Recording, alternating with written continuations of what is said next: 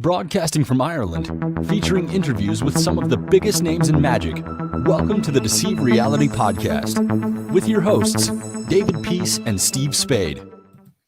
And we're back. Hi, everyone. Welcome back to the Deceive Reality Podcast. Thanks so much for being here. I'm David Peace, and I'm here with Steve Spade. Steve, how are you doing? Hey, everyone. Hey, Dave. How are you doing? Good. And we have a very special guest here with us this week on the podcast, Chris Oberle. Chris, how are you doing? Hey, good, guys. How are you? Good. You must be doing better in Vegas compared to us over here in cold, wet Ireland. It is a little cold, not as wet. Oh. So, but yeah, the cold to us is like 60 and windy. So yeah, so you guys probably hate us, but yeah. So thanks so much for being here. And just we like to start the podcast in a similar way every time of how you got into this crazy world of magic and mystery and how I guess the addiction started, as we think of it. Yeah, so I got into magic when I was younger. My parents brought me to the Pendragons show, and you know, seeing that, I loved it. And I used to always get little magic hits, but I never really understood that.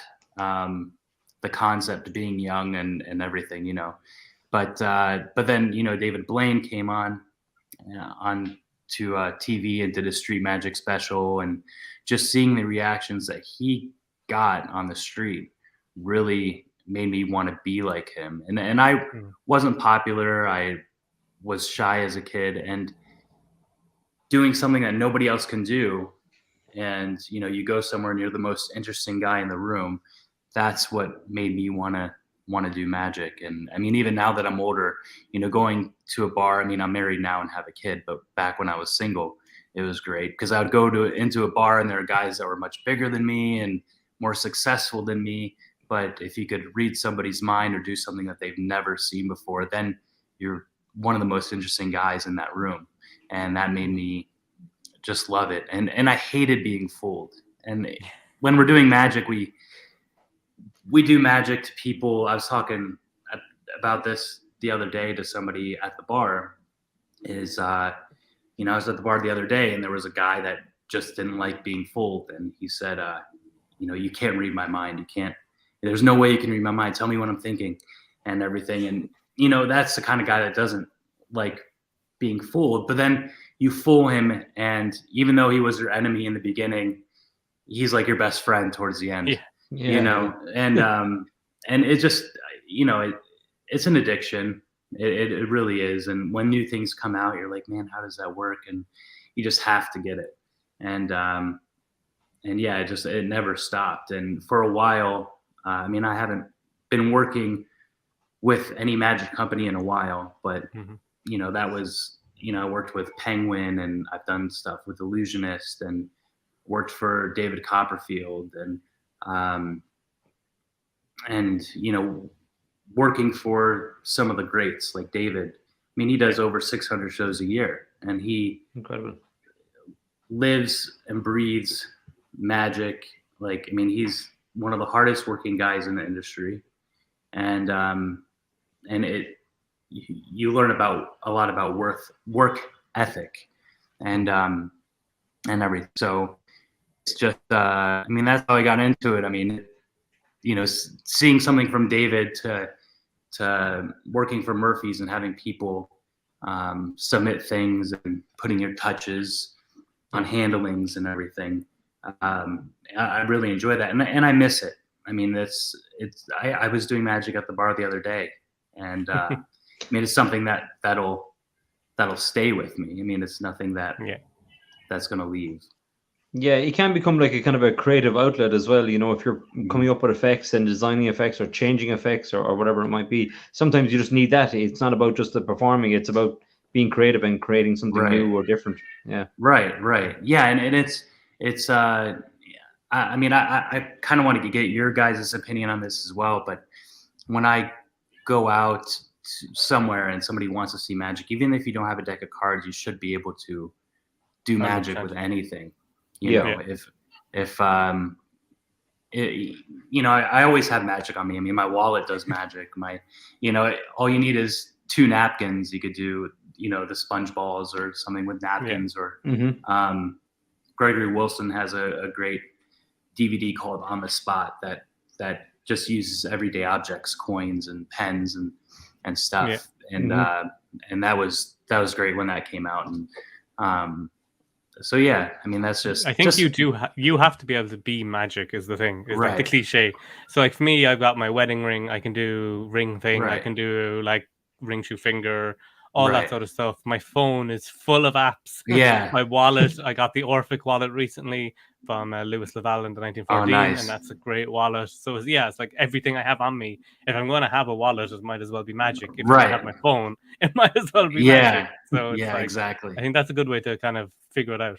Yeah, and doing something with objects on the people as well, borrowing a dollar bill or doing it with somebody else's ring, like you said, doing ring thing, or it's just doing magic with everyday objects can be a strong thing, because if you take a deck of cards, your own, they think it's a special thing, but when you're doing magic with everyday objects, I think it kind of brings it to a different level of from the spectator's point of view, So no, I remember doing a haunted deck years ago in a bar, but it was their deck of cards.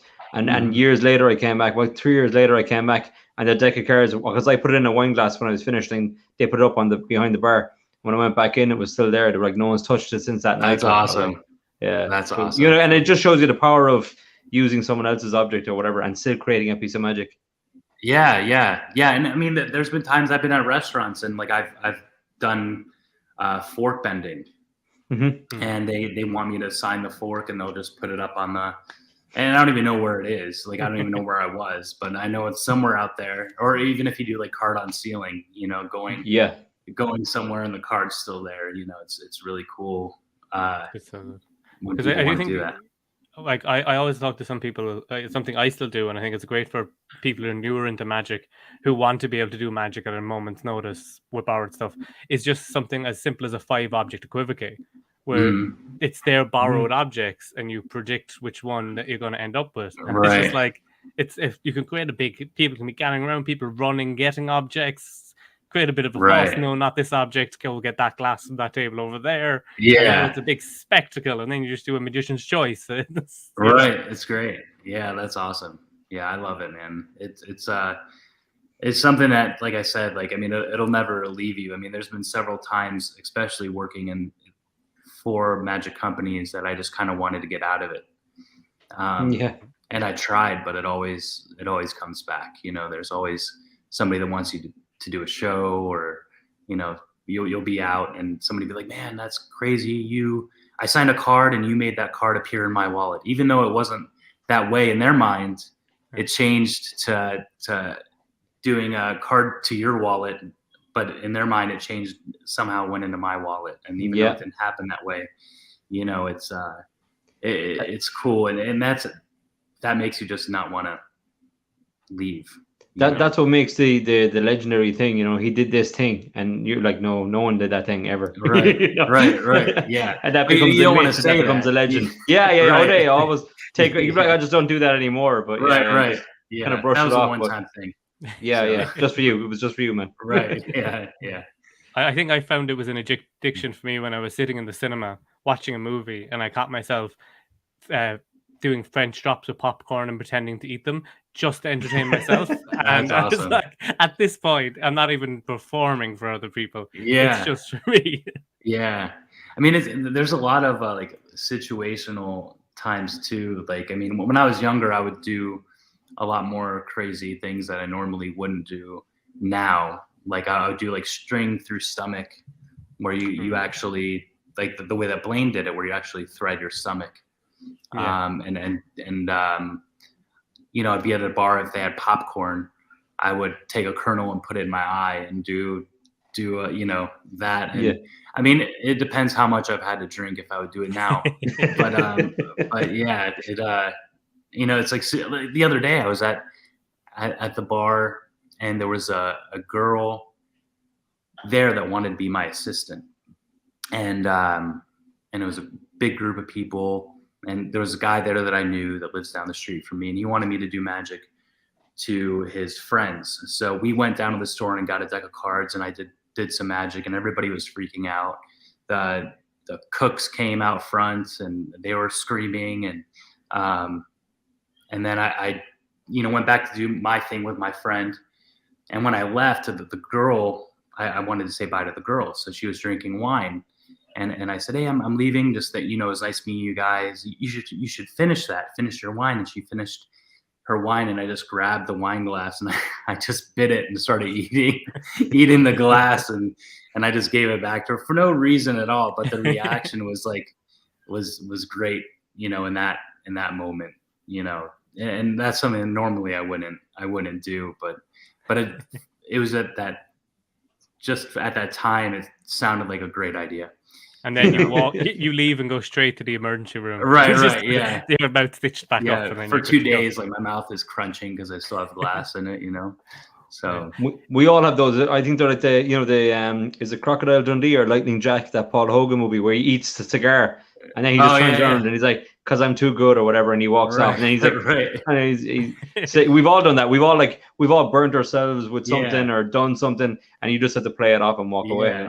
But imagine the stories, like that bar. Yeah, there was a guy here the other day, like he was doing all these crazy tricks, and then he said bye, and he just grabbed my wine glass and started eating the wine glass. Like they eat in the glass, like that would I'm sure at the time she thought I was crazy, but I don't know.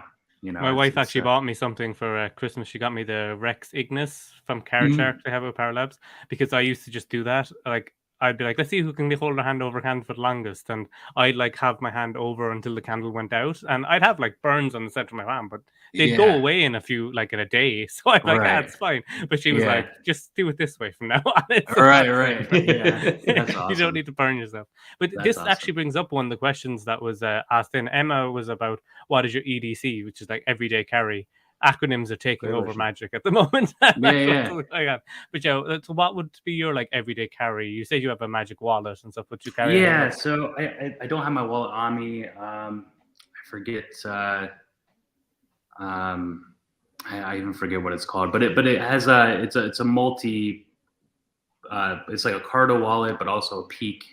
You could have somebody write down a name on a business card, and then they put it in the wallet and get a Peak, and or it could be a duplicate thing. But yeah, my everyday carries, man. I, like you said, apps are great. Wikitest is awesome. I think nothing beats Wikitest. In my opinion, it's just so impossible having somebody search for something on their phone and thinking of a word out of that article, and then at the end you're clean. There's no proof of anything. That's a great app. I always carry like Hundy 500, Gregory Wilson's thing. I have Powerball 60. Which living in Vegas, it's you have scratch off tickets is huge here. And for those of you guys that are listening or watching, you have 6. It's like the classic Magic Square routine, but you have 6 Powerball tickets, and it's used. And I say, when I moved here 7 years ago, I ended up buying Powerball tickets, and I didn't win, but I've always kept them. So it means something to me. Like, this is, I moved here to work for David, and, that dream came true. So every time I open up my wallet and I see these tickets, I think of that, like, achieving your dreams. And I want to try something with you. And I do have them think of a number 1 through 60 and go through the whole thing. And what number they're thinking of is great. That's a great routine. Great routine. Yeah, but I even have. I have tattoos with card reveals in it. Like I had the Jack of Diamonds right here. Oh, do you? Yeah. So back in the day, Illusionist came out with tattoo line, like a temporary. I think it was called Stained Skin. And back then I didn't have all these tattoos, but one of the tattoos is an eye, and in the middle of the eye is a card, the 6 of spades, Nice. in the middle. But the way I perform that is I say, now you won't see it at first, but if you think of the card, you'll see the middle of the eye change into what card he picked, and in their mind, because they don't know what they're thinking of, it just appears. Yeah. And here's a funny story. I was at Steve-O's house from Jackass, and out of all the people that I've done magic to, like celebrities, I would think that Steve-O would be the easiest to fool, because he's been on drugs, he's like an alcoholic, like a crazy person, but at the time he was sober. So he's been clean. I think he's been clean for like maybe it's 10 years or a little less than 10 years, but at that time it was like 5 years. So I end up going to his house and I show him a bunch of magic tricks, and even a simple thing of having him pick a card, it's lost in the deck, just doing a double turnover and putting, a card in his hand like this.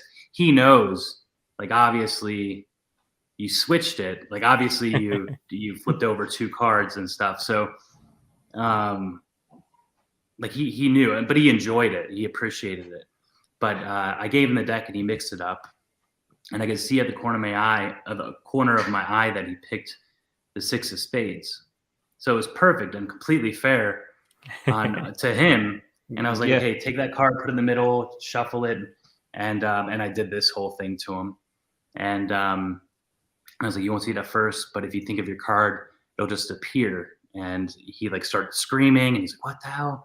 And at the time he just started dating this girl, Lux, that's now his fiance. And he's like, can you do that to her? And I'm like, no, I can't do it to her, but I'll do something else. And so I went into other routines, but he's like, man, I really want you to do that trick. And I said, tomorrow I'll do something special for you. Let's meet at a tattoo shop. So we go to a tattoo shop, and I ended up getting a tattoo that's just, it's this number. It says P376 LO103. And he just came out with this book about his life and all these crazy stories, with like being in a psych ward with Mike Tyson and all this crazy stories that he has. And so I had him,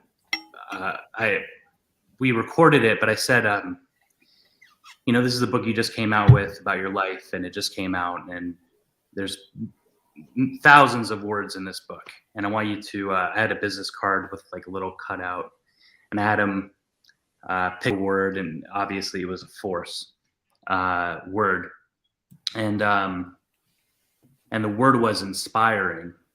But I said, that's perfect, that's what I got a tattoo of, like right before you came. It's this P376 LO103. And he's like, no, that's not it. And so I gave him the Webster's dictionary, and on page 376 on the left-hand column, the word over is the word inspiring. And that was just like an on-the-spot, like creative thing. I was like, what can I do? And I can't remember whose that is. It's not mine, but it's I want to say maybe like Banachek or Osterland's or something like that. But yeah, something like that. Yeah. Yeah, but then that night kind of led into like a bet. Like he freaked out at that moment, but he's like, we got to do something like crazy. He's like, whoever can cut to the highest card, like we get to tattoo the other person. So if I cut to the highest card, I get to tattoo you, and if you cut to the highest card, you get to tattoo me. And I ended up losing. So he ended up tattooing me his name, which looks like a dick, and which is this right here. It's his name that looks like a dick on my arm. So I called my wife, and I was like, hey, like I just lost this bet. Is it okay? Like, I'm not gonna tell you what it is. He's like, yeah, it's totally fine. So yeah, that's just kind of a crazy crazy story. I don't know how that even.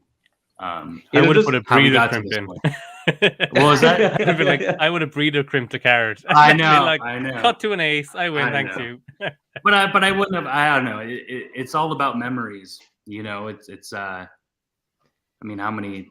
I mean, there's so many times, like even just walking through Vegas. You know, you walk by a celebrity and you wonder, like, man, if I asked them if I could show them magic, like I wonder what they would say. And like I hate the what if thing. So every time, like anytime I'm around anybody that's like a big name, like I just go up to them and say, hey, I'm a fan of your work. Like it'd be great to show you stuff. Like Dana White, I was meeting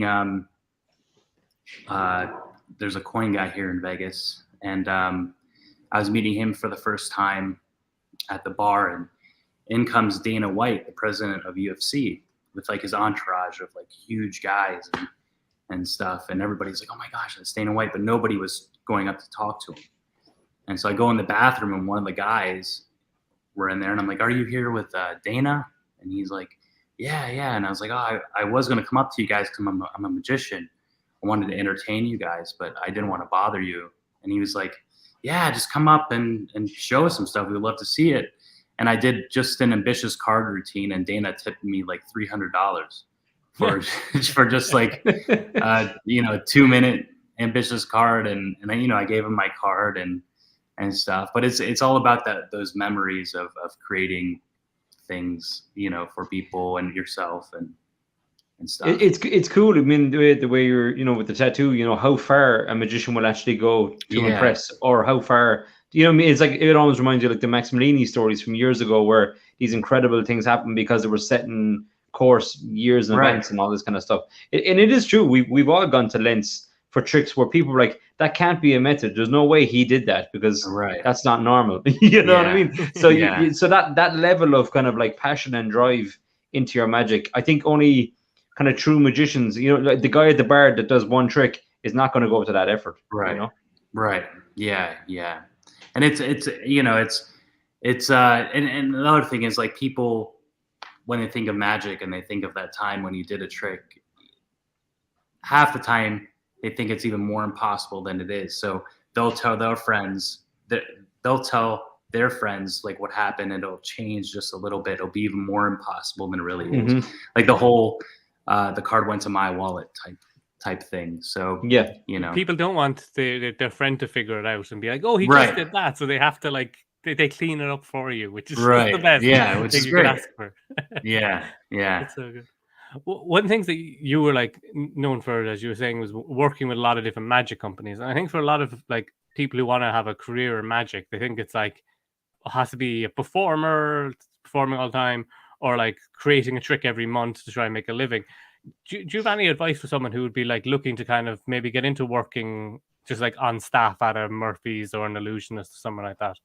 Yeah, I mean, I definitely think. I live my life thinking that anything is possible.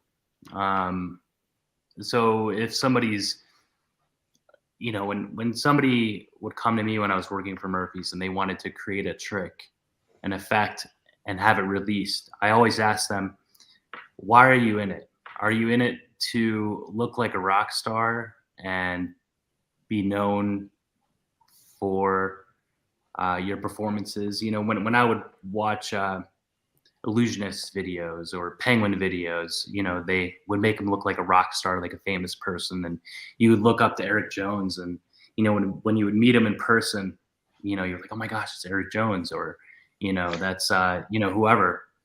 But they're all just normal people, and a lot of people, like Eric Jones, does magic full time.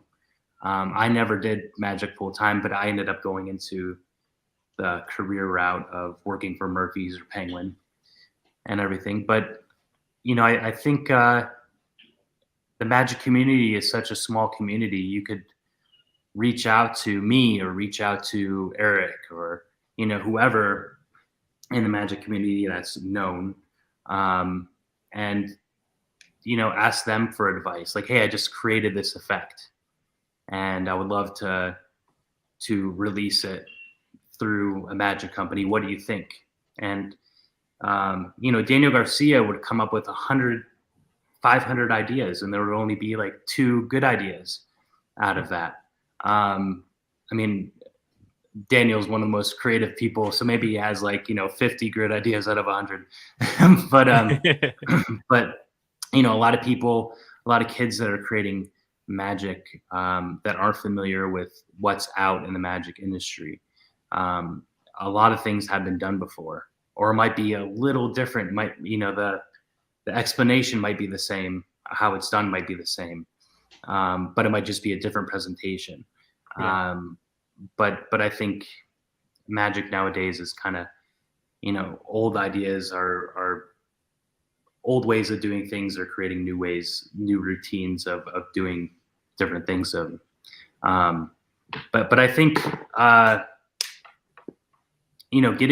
getting in touch with people that work in that industry, and, if you're going to release ideas, create effects, reach out to those people that are known and get their opinions on it.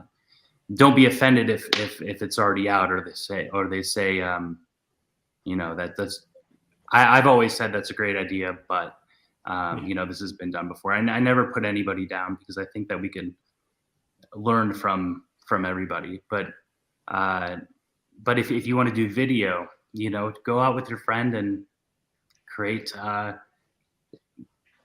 a video of you performing magic, or and make a really good DVD and contact Murphy's and be like, hey, I create I edit videos. It'd be great to work with you guys if you get, because everybody's always looking for people. I mean, people, I know I keep bringing up Eric Jones, but Eric might be looking for a video guy. There was a time he was doing shows at these movie theaters called iPick, and it was where they show movies, but it would be a magic show instead of a movie. People would buy tickets, and he needed a camera guy. And because I've worked with him before, he asked me to do it. But who knows, if David was a camera guy, and he's like, hey, Eric, it'd be great if you ever need a camera guy. I know you're going to be in, wherever you live.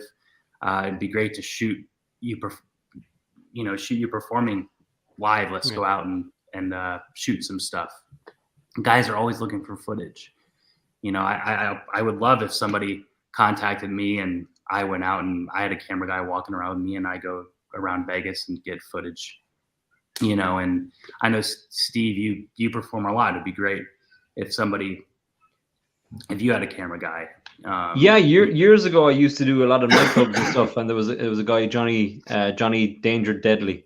It's a pretty awesome name. He used to come around, and he used to record a lot of different shows and stuff. Yeah, I mean, it's always good. Like you said, it's always good to have new footage, and especially now after the pandemic and everyone's been in lockdown and everything, to get kind of fresh reaction footage is always good again. Yeah. So I think, I mean, and again, I always think, if you have a dream, you should go after that dream. But I wouldn't quit your day job to perform magic, full time. I mean, now I have a family and stuff. I need a paycheck. And it was great working in the magic industry and having that paycheck and doing what you love.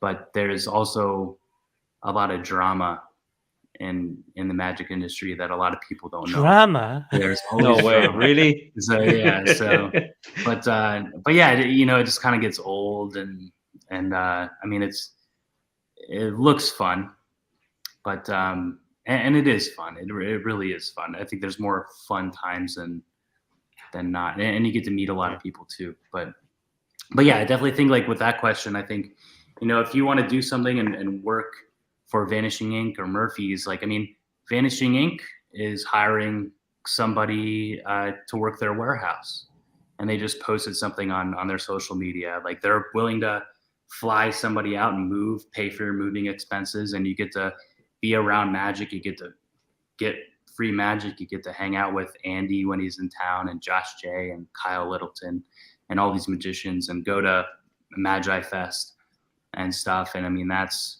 that would be it. I mean, if I was younger and single. That would be like a cool thing to do. Like I would definitely do that, So yeah, I think there's definitely opportunities out there if you look for it and stuff. And yeah, like they always hire people, like even Murphy's Magic hired Joshua Riley recently as their new in-house app developer, which is great just because like he makes amazing apps. Yeah, so they're yeah. like we want him to be our app guy so other people don't steal him. Right. So I think that sort of stuff is good. It's like make yourself so that the company doesn't want you working for the competition or something like that is good. And that's the thing is too is like make yourself good at one thing. Like I know there's a lot of people that are like, man, I want to be good at video editing. I want to be good at, making apps, and I want to do all these different things. Like just concentrate on one thing and make yourself the best at it. And that makes you more valuable than, you could just spend your time on that one thing. And there's always something to learn. Like you're never perfect. That's one thing that I learned from David is David might be doing the floating rows better than Kevin James, but to David, he was never doing it perfect. He would always practice, and he would always change it up a little bit and everything. Lighting might not be as great, but he just wants to be the best, at that one thing, And he usually is. Yeah, and he is. Yeah. He's like, how did that whole thing come around for you, like working with David, and then also like that you're now working on Cirque du Soleil type of stuff? How did like that whole getting into that side of performing? So I was from Ohio. I ended up going to Vegas for a convention called IMX, and I think it only lasted for 1 year. But it was at the time when they were doing, they were streaming the lectures, and so I was working with Penguin, and they needed a camera guy, so they flew me out there. And at the time, I was working at a hospital, and so I took time off, flew to Vegas, and it was only over a weekend, and I ended up going to David's show with Mandy and Sean Dunn and like all these other, I think Katerina was there. And we watched the show, and I met Chris Kenner, and I just joking around, I was like, hey Chris, if you ever need a camera guy, let me know. Like it'd be great. And a couple days later, he said, hey, our camera guy ended up punching somebody. So he's getting demoted. We would like to hire you. Was the person the cameraman punched you, and was it because you riled him up? No, it wasn't me. No, I guess he ended up punching. I wouldn't like to be punched by the guy because he has like this long beard. His name's Casper, and he's been there, but he was working with David forever. So they were like, yeah, we're gonna hire you, and I ended up quitting my job. I was staying with Mike Hankins because he was working in Magic Lab with David, with Robert Smith, B. Smith. Mm-hmm. And then David would like buy people's apartments, like would pay rent. And Patrick Kuhn just left David, so I was staying in his empty apartment. The electricity was turned off, but I just had a blow-up mattress and my bag of clothes. And like a couple weeks went by, and like I heard nothing from Chris, and I would keep going to David's show. And like 3 weeks went by, nothing. I'm like, what the heck, man? Like I'm homeless. I can't even fly home. I don't have any money. I'm running out of money. And then finally, Chris called me and was like, hey, we'd love to have you come, like now's the time. And it was like a month later, and David did 600 shows a year, and we did 2 shows every single day, 3 shows on Saturday. And once we would do shows every single day for a month, and then we'd have like a week off. And then once a year we would do 3 months every single day, no days off, and then have 2 weeks off. And so it was a lot. Like, I mean, it was definitely like you you lived to work for David. I mean, it was very intense, and a lot of people don't last that long working for David. But then I ended up working for Murphy's. I got a job offer with Murphy's. I flew to California, and they wanted me to. They were coming out with At the Table, and they wanted me to do production for that. And I started doing that, and then they wanted me to host, and I was doing hosting with Greg and Gregory Wilson, and it was me, and we're kind of splitting it up. And then they would come out with effects, and I would, do the DVD, teach on the DVD. But then I got laid off with Murphy's, and I moved back to Vegas. And I was setting up like concerts. There was this company called Rhino here that sets up like concerts for Drake and stuff. And I was doing that. And they would call you for gigs, and they'd be like, "Okay, we have this concert here on this date. Can you do it?" And I would say yes. But then they called, and they said, one day they called, and they were like, "Can you do this camera gig, which paid more?" And I was like, "Yeah, I'll do that instead." So I went there, and I did that gig, and I was driving home, and I heard all these sirens, and like hundreds, like Vegas just was drowned with sirens, and it was the Vegas shooting. Oh. And I was supposed to work that show that I would have, that I passed up because of the camera gig, would have been the show for that concert that the shooting happened at. So that like freaked out my wife, because my wife was living at California at the time. So I moved. She's like, let's move to Arizona. And I worked for Arizona. I was doing video for another company out there. But then we just bought a house in Vegas recently, like a year ago. And now I work for Cirque du Soleil, Michael Jackson 1, which is, we work with Michael Jackson's estate. And we do, pretty much it's like a show dedicated to Michael Jackson. And there's a point in the show where Michael Jackson appears in a hologram form in the show, and it's actually just Pepper's ghost. And yeah, so it's really cool. So I took like a whole career change. But it's crazy how I got that job is because we were doing job interviews through it's like Zoom or something. And there were two guys, and originally it was for America's Got Talent, is the new show at the Luxor. Originally it was to do video for that. And it was the head guy for America's Got Talent and a head guy for Cirque. And they asked me all these questions, and I gave them answers, and the AGT guy had to leave, and it was just me and the Cirque guy. And he said, "Chris, you told me a lot about your qualifications. What's your view on Rosati's, which is a bar that I hang out with, and I do magic over here." And then it hit me. I've done magic to the guy that's the head guy of Cirque, and he recognized me from doing magic. And I was like, "Oh my gosh, Frank, like, how in the hell are you? Like, this is fucking crazy." And we were just joking around, and I just totally forgot that I did magic to him. And I ended up getting the job. But he came back, and he was like, I was performing again at another bar, and he came in, and he's like, "I got you an interview with Michael Jackson 1. And I was like, "What is it for?" And he said, "A projectionist." I said, "I know nothing about that." I was like, "How many people are interviewing for it?" And he's like, "None. You're the only guy." And I was like, "Well, how am I going to get the job if I don't know nothing about this stuff?" And he's like, "Just be honest. Just tell them like you don't know, but you're willing to learn."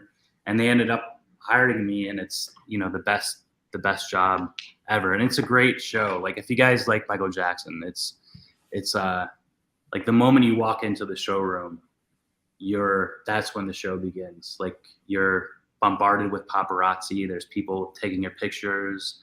And then when you sit down, there's like news articles that come up, and there's the pictures. Like, you could show up on one of the news articles, like, and just a normal day for us. So yeah. Like, people take your photos. Steve Spade sleeps in an oxygen chamber. It comes up on the screen. And you heard it here first. Yeah, so it's yeah, I mean it's a great show. If you guys, I mean, Cool. it's definitely magical. I mean, there is magic in the show. Xavier Mortimer used to perform in the show, and then he ended up leaving to do his own show at the Stratosphere. And the new dancer has no experience with magic, but he does like floating microphone, like crazy good. And there's just a lot of magical. Next time you guys are in Vegas, I'll get you guys tickets. And sounds awesome. It's cool, Chris, that like you said, it's like a career change, but in some roundabout way, it's still Pepper's Ghost. It's still magic. It's still it's following you. You can't get away. It is, and it's crazy. And it's crazy. Like, I mean, it's crazy how it all worked, because I ended up losing my job in Arizona. Like, we just bought a house, lost my job, and then what are the chances that I'm out doing magic and the head guy for Cirque du Soleil is there, and I ended up getting a job because, I mean, he wouldn't have remembered me if I was just hanging out with him and talking. Yeah. You know, it goes back to that thing you were saying about just approaching people if you see the opportunity. Right. Just go show them magic, and you never know where it can go. Yeah. It is powerful, though. I mean, you never know who you're performing for. It could be like best case scenario, it could be a situation like that. Worst case scenario, it could be another booking down the road, 5 years on the road. Like we mentioned a while ago, like I've done some of that movie consultancy stuff, but only last year in the depths of the pandemic, I got 2 movies back to back. But it only happened because I had worked on Vikings like 6 years ago. But it all, so it all kind of, when you do it at the time, you're like, God, it's a great opportunity. But you never know where that opportunity can lead you down the road. Right. And I bet you would have never thought in a million years when you first got into magic that you would be consulting on movies. Never. Like, never. I still don't believe it. Yeah. Like, I mean, that's like a dream. Like, I mean, it was a dream of mine to work for David. Once anything is possible. Like, you could do anything you want. Like, as crazy as it is, and people might not support you or think, that it's possible. You use that doubt as fuel to achieve what you want to do. I think it's like a real magician's mindset, though. I mean, we're built for everything as possible. That's the way we, like, if we can't come up with an effect, we have the effect, but we don't have a method. We wouldn't say it's impossible. We just work around it and make the variables make it work. There might be limitations here and there, but you still the overall effect, it's still there. Right. But I think sometimes that's kind of hard to kind of get that across to your friends who aren't magicians or people who aren't in that mindset, because they don't think the way we think. We think quite unusual. Like we're kind of problem solvers in a roundabout way. Right. People who create magic and design their own effects. I think that's a huge part of it, really. Yeah. And the,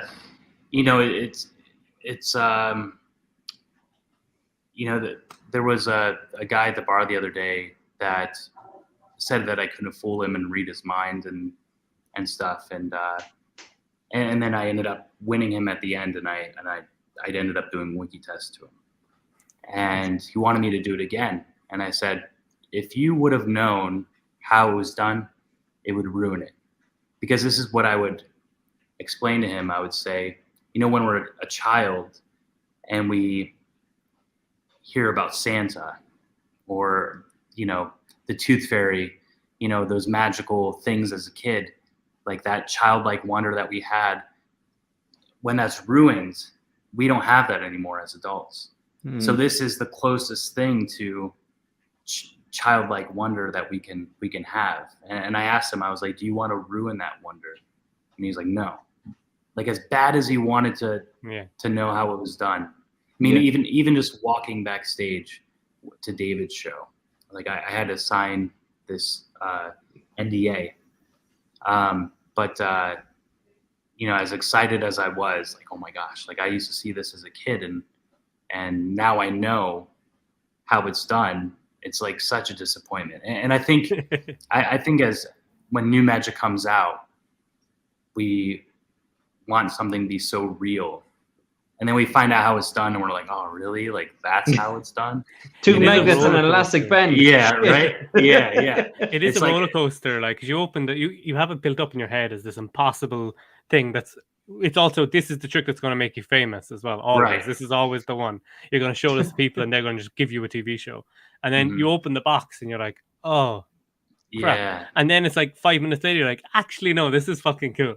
Yeah. And then you're like, oh, I actually, it's like that up and then crashing down when you actually see in the box. Right. And then there's once you actually start thinking about it again, and maybe you rewatch the trailer, you're like, no, I know. Right.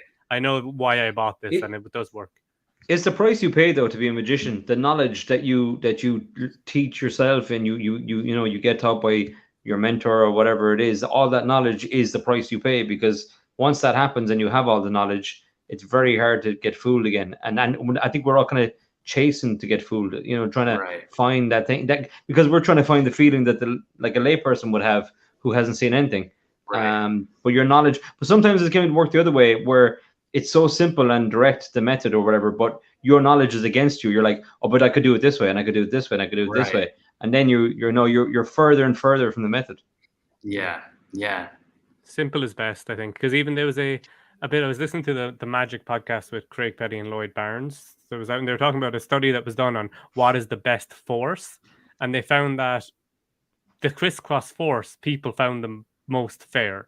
And to a lot of people, when they look at it, they go, well, that's not going to work. It does work. It's the best force there is. Just crisscross at people. And it's like, sometimes people will overcomplicate a force with like, oh, I'm going to slide the card and do a call and then do a pass, and that'll be my force. And just crisscross it all day long, and people can see it. People can sense how comfortable you are. Yeah, but imagine like how like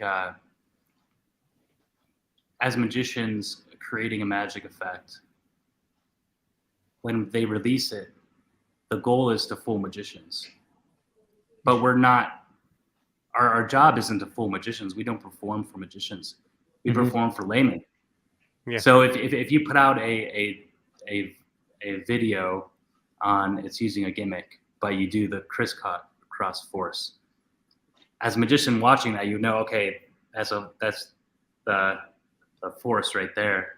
And you can't do it that way on a magic trailer. So but how different would it be if the videos that we do were from the layman's point of view?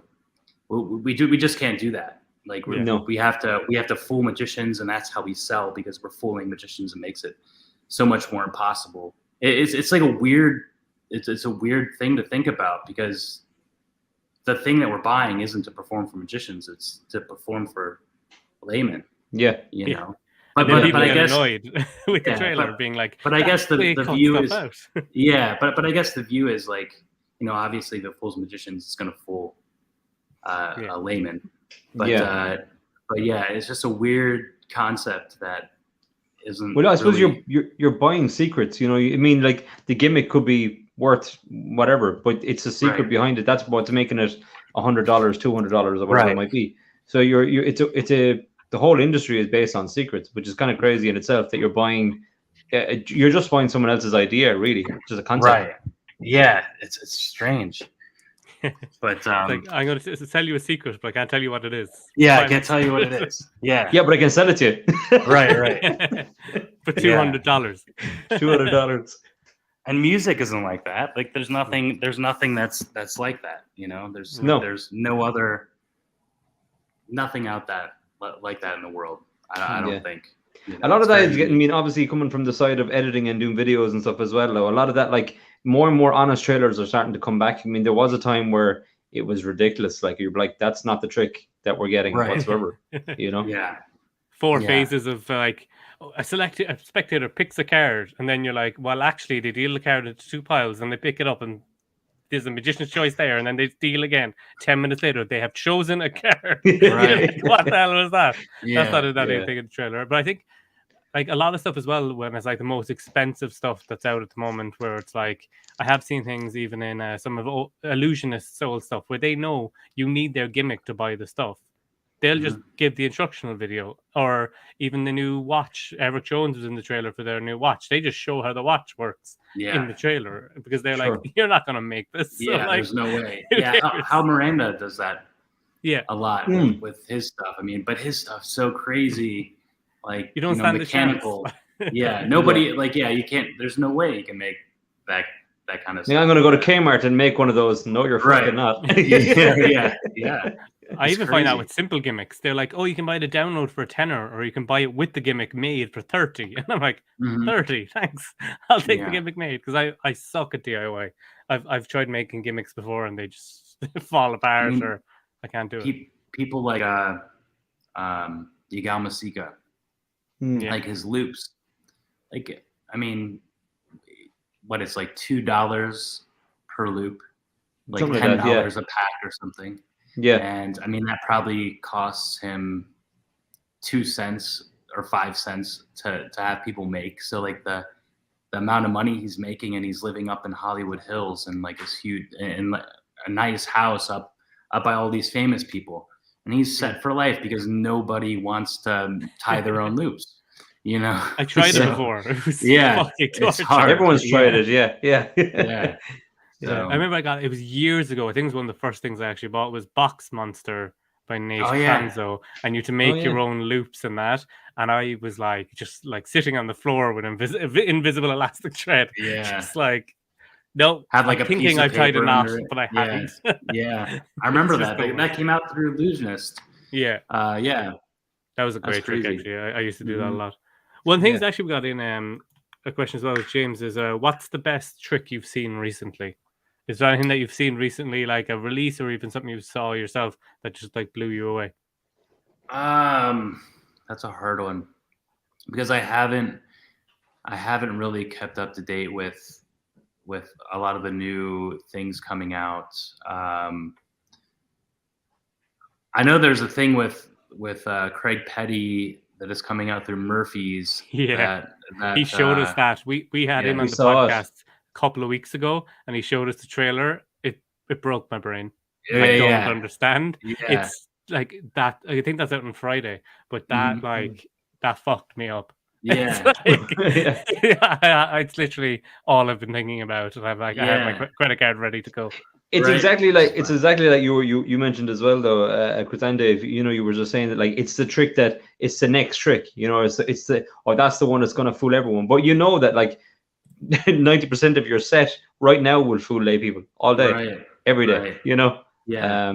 There's a thing that I actually just got, and I'll plug it, but it's kind of underground, and I won't do it because I haven't watched a tutorial. But it's called Bluetooth, cool.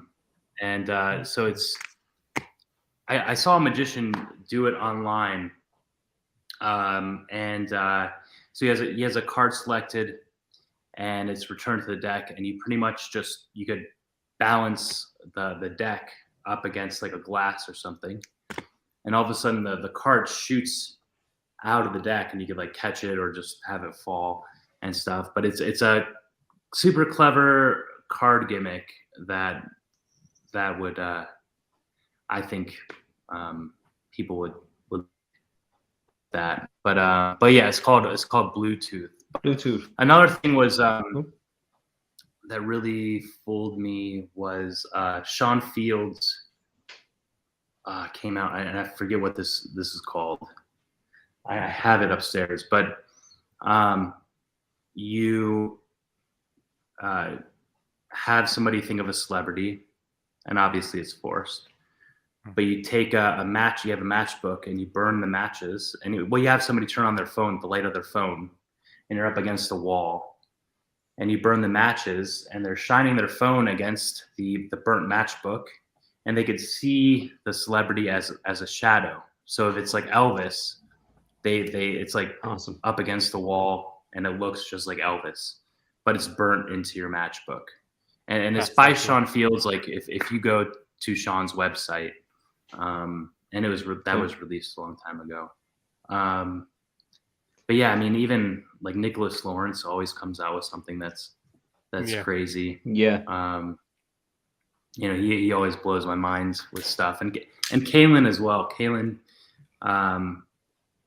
he's super creative thinker. Very original stuff coming out as well. Like, so good.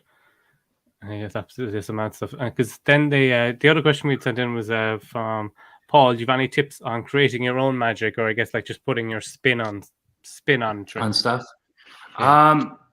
Great question. People do it differently. So sometimes they see something and they'll think of ways to do.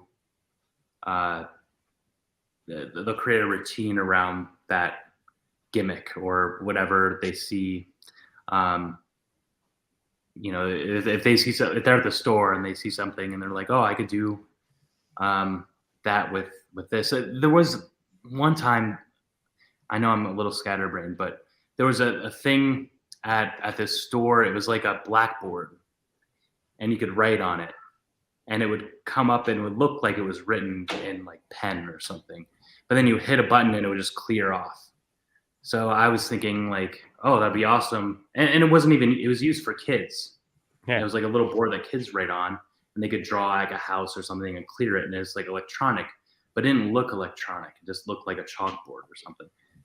But you could just put a piece of paper on top of it. And I was like, oh, you could have somebody draw a picture or write a name or whatever they want, and have them take the piece of paper off, and you have a duplication on that board if you have several pieces of paper on top of it. And even though that's not what it's used for, like, I'm like, man, that's what you could do with that. Or a lot of people think of they have an objective in mind, like, man, it would be really cool to print have people name lottery numbers and reach in your wallet and pull out a lottery ticket. And, how can I do that? I remember Robert Smith was working for David Blaine on one of his specials, and David would come up with these crazy ideas. Like, and one of the things was the lottery prediction. And he said, B, what I want you to do is I want you to think of a way to win the lottery. And Robert's like, what are you talking about? Like, having people name numbers and you just win the lottery. And then so they reached out to Nate. I forget his name. Nate, it starts with an S, but he created that. David did, where he had people name numbers, and he reached into his wallet, and out comes the lottery ticket with the numbers printed on it. And there's so many other versions of that, but that's what David would do, or that's what even Copperfield would be like. I want to do this. Think of a way, because I want to fly. Yeah, I want to fly. Like, what? You want to fly? Think of a way. So he would, people would just create that. So that's so good. Yeah, I definitely think there are the two things of, like, sometimes you think of an effect and you want to come up with it, and it's about like just racking your brain for methods. And then the other thing, there is like, that's what I think is cool to go into, like, stupid little gadget shops, or like there's a place over here, Tiger, where it just has the most random things you could ever imagine just in there. And like, I think Steve, you found these the other day, was like a dice with different genres of movies on it. So there's like love art. It's like a Netflix dice or something. Yeah, it's a Netflix dice. So it's got like crime, love, comedy, sci-fi. Yeah. So you, like, there's a routine there, but I just have the dice now, and me and Steve will be trying to come up with ideas with like, how can we use this in a trick? And like, there's definitely those two different approaches to it. Yeah, like I have an effect. Here it is. Hold on. So I have an effect I put out a long time ago. So it's called Illuminati. And I worked with Paul Harris on this. But the way that I thought about this is I saw a Red Bull can, it's stamped with a bull. And I was like, oh, that'd be cool if you break off a tab and have somebody select a card, break off the tab, and then rub it, and they could see smoke come up. And you melt the tab into whatever card they picked.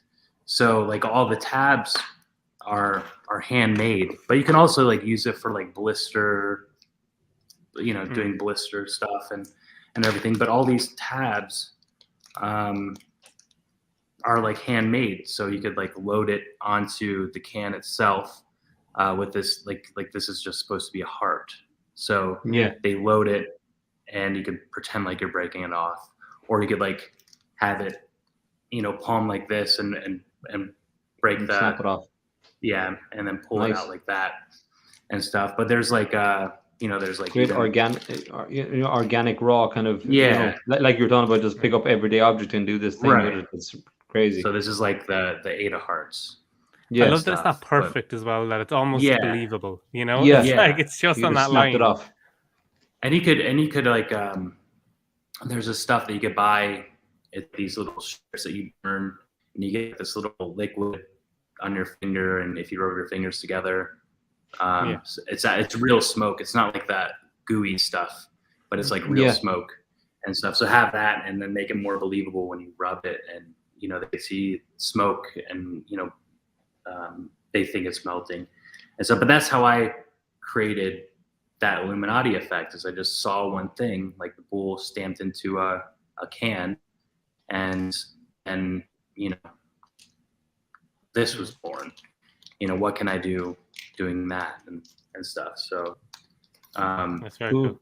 But yeah, so that's definitely some good advice there. And we just crossed the hour mark there as well, so I'm going to bring up the good, the bad, and the ugly, which is the section we have in the show where we ask our guests to tell a story of a performance that maybe didn't quite go to plan. Maybe it started off good, went bad, and possibly ended up quite ugly near the end.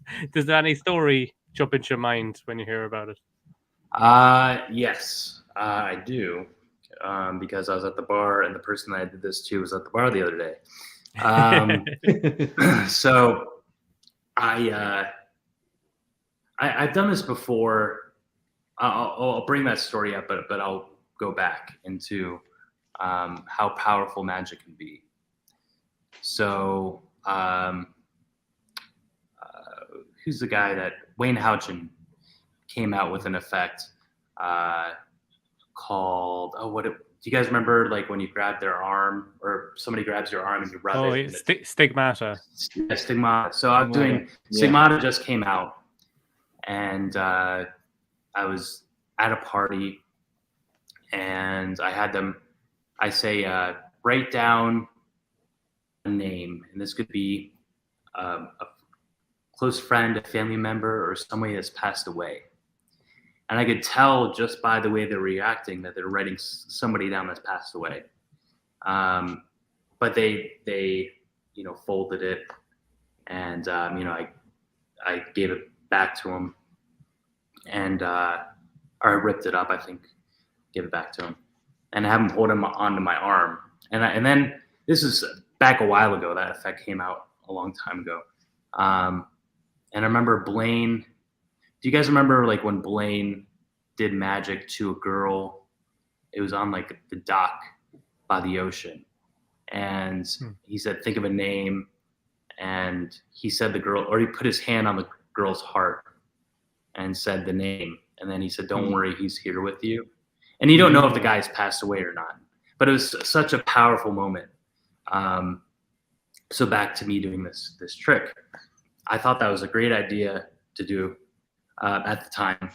And I have her holding onto my arm. And I say, I want you to think of the name. And I say, I have her let go, and I rub my arm in initials.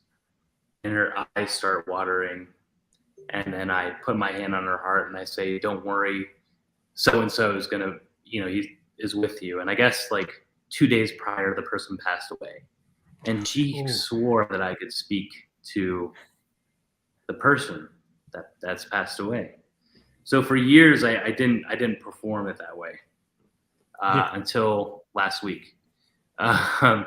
So I was at the bar, the same bar that I ate the glass at, and this girl, I do it in my Peak wallet. I have her write down a name on my business card, put it in my wallet. I open up my wallet, take my business card out, put my wallet down and write the name.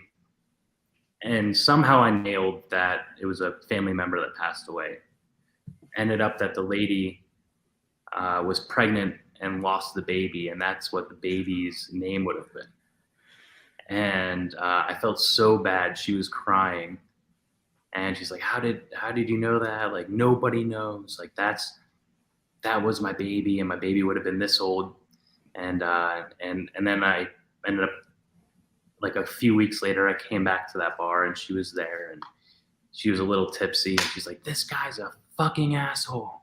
Like, he wrote this name down, and, like, you know, he was messing with me and stuff." And then but I guess, like, she kind of realized how mean she was being, and, like, but I told her, I was like, "But do you still have the card?" And she said, "Yes." And I said, "Why do you still have the card?" She's like, "Because I remember, I mean, that means something to me. You know, this is something that I'm going to remember for the rest of my life." But it just hit her so hard that magic can be, like, I mean, you could definitely, like, fool people, and it wasn't, I didn't tell her to write down somebody passed away. She just chose that because that's what was on her heart. But I got so many stories about the bad. I mean, even messing up. I used to perform at a casino. I was a dealer, and I was doing a Russian roulette routine with these styrofoam cups. So you have, like, a nail in a plastic, or it was in a cardboard little circular thing. There was a nail, and it was by Matthew Mello. That's a great method. And it's great. And, like, I backstage, I had it all set up, but for some reason, like, somebody was cleaning backstage and they mixed everything up. So I didn't have the order of how everything was going, and I didn't realize that until I slammed my hand down, and I had a nail sticking out of my hands, and I ended up going through the whole routine after I hit myself. But you know, but it was so. I mean, but the thing is like, I love when people try to mess with you, and they try to screw you up, and they say, like, you can't do something, or they'll, you know, you'll dribble the cards and have them say stop, but they put it in, like, further down, you know, and you don't have to break and stuff. Like, I love figuring out ways to get out of that. Like, my favorite thing is, like, things when, like, someone's like, let me shuffle after, and I use a key card at that stage, and I know, especially in Ireland, nobody riffle shuffles, like, overhand shuffle if you're lucky, and it'll be a bad overhand shuffle. So I was pretty confident they wouldn't split my key card, so I just hand them the deck and had them shuffle, and then just did the same routine. And I was like, if it misses, I'll figure it out, but it didn't. So I love that sort of stuff where you're just like, they're like, oh, you wouldn't be able to do it if, and I'm like, okay, let's figure this out. A great way of that as well is, if you think they're going to be a bit of a heckler, or maybe they might know something about cards, whatever, is to force the card on them and then let them put it back in themselves, and then hand them the whole deck to shuffle it. Right. Yeah. You know what it is. Just take it back up and go, oh yeah, cool. Yeah. So now they're mixed, and cut it back to the top. Yeah. Simple. But it's perfect. It's perfect for that moment, because they want you know the next question is, I want to shuffle the cards. You know? Right. You're like, yeah, sure. And there's so much that you could do too, just by observing people. Like, if you're with a group of people and somebody's on their phone and they, you know, they put in their password, if you just peek and go up to them later, you know the password, then you know the password to their phone.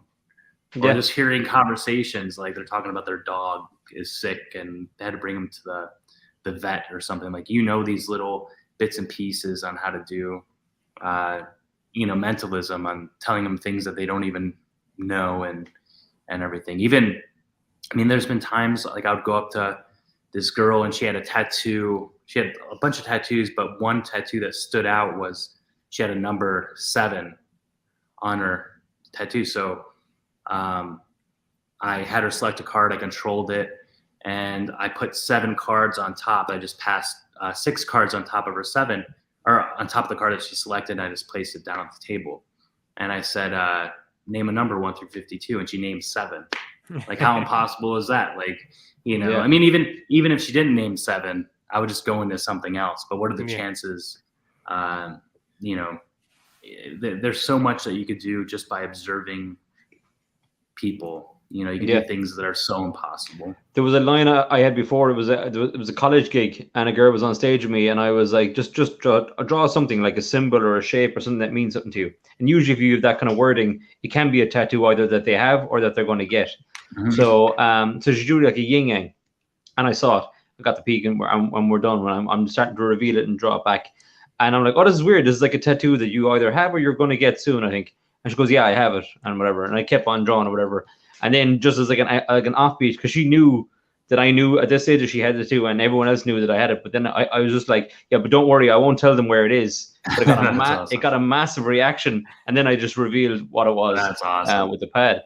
But like she was convinced I knew, and it was perfect. And obviously it was somewhere that was kind of, you know, slightly embarrassing or whatever. So it played perfect. Right. That's so good. Perfect. Yeah. And you can't. Those moments are perfect. Those perfect moments. Or you just play them off like, yeah, it's just magic. It's good. So good. I do this all the time. I had someone mess up a trick, but made it better. So I was out performing and I was going to do Red Hot Mama. So I had the trick set up for a Chicago opener, Red Hot Mama. And I had the person spread the deck, pick a card. The person picked the bottom card and freaked out because they picked the only red card in the deck. Oh, that's awesome. Like, instinctually, I was like, oh God, he's picking the bottom card. He's going to ruin the trick. And then I was like, wait a minute. This is like the best invisible deck you can, or like brainwave routine you can do. Yeah. And he was like, how did he know I was going to go for the bottom card? This is crazy.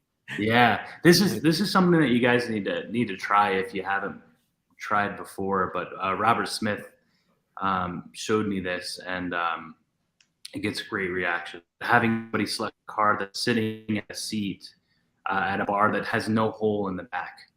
So if they select a card and you palm it off the top and you give them the deck to shuffle, you just rest your hand on top of their seat and drop it. So when it drops, it's just sitting up like this right behind them. But when they stand up, the card just falls and it looks like they're just sitting on top of it. And that's awesome. It gets such a good reaction. And then this is another thing that Homer Leewag told me. I don't know how. Do you guys get bad warp deck, like click deck? Yeah. Oh yeah. Where do you guys live? So all you have to do, and try this out. It works here because it's really dry.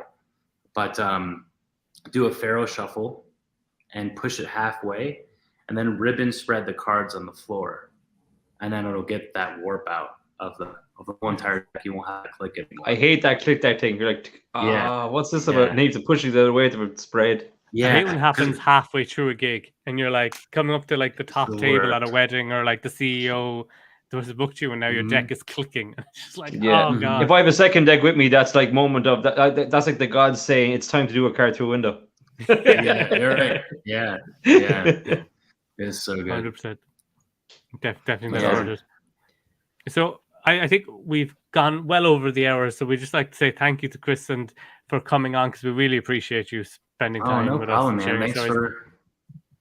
Thanks for asking, and I really, I mean, you guys are awesome. It was great to be on it. I was a little surprised that you guys asked me, because I think people forget about me. So definitely. I've been out of the game for a while. When we were talking and we were going through names and stuff, I was like, yeah, Chris, you remember all the at the tables? And he was like, oh yeah, Chris. And I mean, the at the tables were great. They were so good. Like there was nuggets of information there for like $99 or whatever it was. It was like $9.99, $10. There was some great stuff. Some of those I know we're short, but some of those were a disaster. Really? Don't you think? Yeah, like Danny Day Ortiz. Like he comes into the studio and he pretends like he doesn't speak English. Like he has a translator. And like usually I ask like people like, what before it even starts, I'm like, okay, what are you guys gonna teach? Yeah. And he's like I said, what are you gonna teach? And his translator says something to him, and Danny Day Ortiz is like, yeah, we'll figure it out. And so I think it was the worst at the table I've ever done, and everyone's gonna buy it now to check it out. Yeah, right. Yeah. But it's gonna go through the roof. But I'm trying to get him to teach. Like he's doing these crazy effects, and I'm like, oh, can you teach that? And he's like, no. And I'm like, dude, this is at the table. Like, can't you just like teach something and stuff? And yeah, I didn't know what to do. But then you go on the cafe and people are like, oh, that lecture is the worst lecture because Chris couldn't get anything, you know, or even like Rocco Solano. He's doing all the sleeving stuff, and he's like making pretzels appear and like all this candy and stuff. And by the end of that lecture, the floor is just like littered with like crumbs of like pretzels and Twix and like all these candies and stuff. Like it took us like, oh, and like glitter and stuff, like all kinds of stuff. It was just crazy, but it was a good time. Like at the table was awesome, and it was a great experience. You know, if you guys haven't watched it, like I definitely recommend like the viewers purchase that, because you can get so much magic just for you know, $10. I mean, it might be even cheaper now. I don't even know. I'm not sure, but I think you can get them as downloads now as well, so you don't even have to get a DVD, which is great. Because I've loads of them. I've watched a good few of them. There's definitely been some ones where you're like better ones than others, but I think if you know the performer, you get the performer. You ask for. So I think. I mean, if there's guys that like I've hosted during that were my friends, like it was just awesome just jamming with them and stuff. But there were people that like I didn't really know, and you know, like it was kind of flopped a little bit, but you know, so it's not my fault. It's not your fault. It's not my fault. We're considering doing like a kind of a jam thing with some magicians that we've had on the show coming up in the future. So if you want to jump in on that, 100%, you're more than welcome. Let me know. I would love to do that, and definitely be a break from the family and stuff. So feed the addiction. That's what's needed. Yeah, I have a 1-year-old son as well, so I know exactly what it's like. Dude, it's the best thing in the world, but like this first couple months is the hardest, like figuring it out and everything. But once, I mean, now she has like her own personality, and you know, it's great. But those first 18 years. Yeah, you'll definitely be watching like Encanto and Frozen, you know, nonstop. I'm watching Chitty Chitty Bang Bang Man nonstop. My kid loves that. Loves really it. Obsessed. I don't know why. Yeah, I'll introduce her to that. Definitely do, and then you'll know all the songs too. Right. I've been I just watched those Encanto and Frozen, and I don't have a kid, so that's just. Oh yeah, there you go. That's just, when I watch something, I'll if I watch like a kid movie, I'll let you know, David. I'll be like, you need to check this out. Definitely. So. Let me know. Yeah, that's a whole different podcast. I can't take anything big or something. It's good. Yeah. Cool. For people who are watching as well, where can they find you online? We can put your Instagram and stuff in the description. Yeah, so I had an Instagram, but I was like addicted to it, so I deleted it. But then I made a new one. But it's Chris_Oberle, Oberle, and then you could just reach out to me on Facebook. I think it's just Chris Oberle. You know, so, but yeah, if anybody has any questions or advice, or, you know, they want to, you know, work for a magic company or whatever, you know, feel free to reach out. You know, I love helping people and stuff. So absolutely. Yeah. Me and Steve will be doing that for the rest of the week. And man, if you ever get over to this side of the pond, you let us know, and when we're back in Vegas at some stage, we'll let you know for sure. I would love to. Yeah, I definitely want to. I haven't been out of the country, so I would definitely love to. And my wife loves Ireland and stuff, so I definitely have to. Come to Ireland. There's loads of bars. There's loads of people's heads a mess. It's great. There we go. Tons of glass to eat. So tons of glass to eat. Yeah, all the glass to eat.